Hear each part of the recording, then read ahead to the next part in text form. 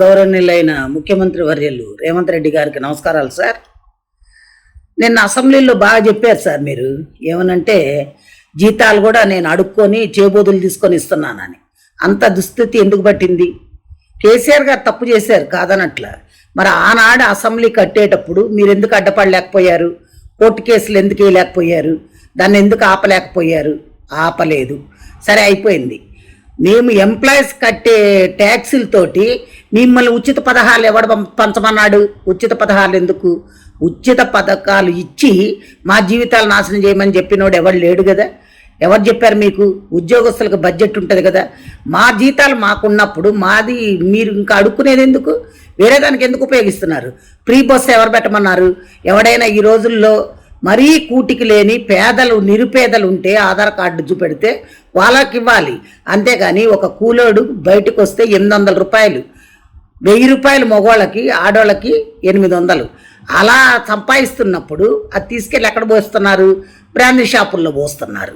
అదే నువ్వు ఈ ఉచితాలు పెట్టకుండా ఉద్యోగాలు వచ్చే పొజిషన్లో చేసుండి ఇండస్ట్రీస్ తీసుకొచ్చుంటే కంపెనీల్లో ఉద్యోగాలు వచ్చేవి చేసేవాళ్ళు.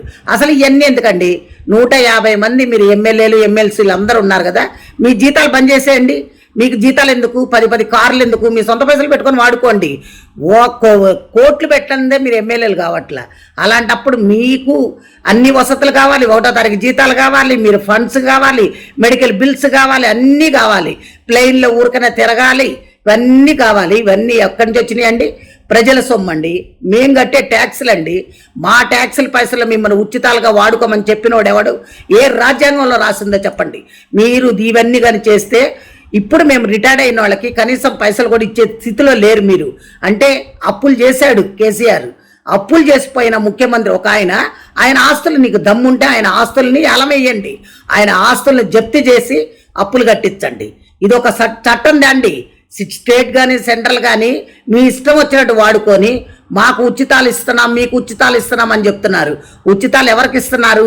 ఉచితాల పేర్లతోటి మీ కార్యకర్తలకి దోసి పెట్టుకుంటున్నారు. అంతేగాని మీరు ఎవరికి ఏం చెయ్యట్లే, న్యాయం జరగట్లే అక్కడ. కాబట్టి దయచేసి మీరు ఇంకోసారి ఈ పిచ్చి సలహాలు ఇవ్వకుండా ఇప్పుడు ఎవరికైతే క్లాస్ 4th ఎంప్లాయీస్ కూడా జీపే పై పెట్టుకుంటే బిల్లులు ఇచ్చే స్థితిలో లేకుండా అయిపోయారంటే ఏమనుకుంటున్నారు? ముందు అర్జెంటుగా మా బిల్లులు మాకు పాస్ చేయండి. రిటైర్డ్ అయిన వాళ్ళకి మర్యాదపూర్వకంగా డబ్బులు ఇచ్చి పంపించండి. అది పద్ధతి. అందరు తిరగబడితే మటుకు ఊరుకునేది లేదు సార్. ఇది మంచిగా ఉండదు కూడా నేను చెప్తున్నా. Thank you. Don't forget to like, subscribe and share the videos.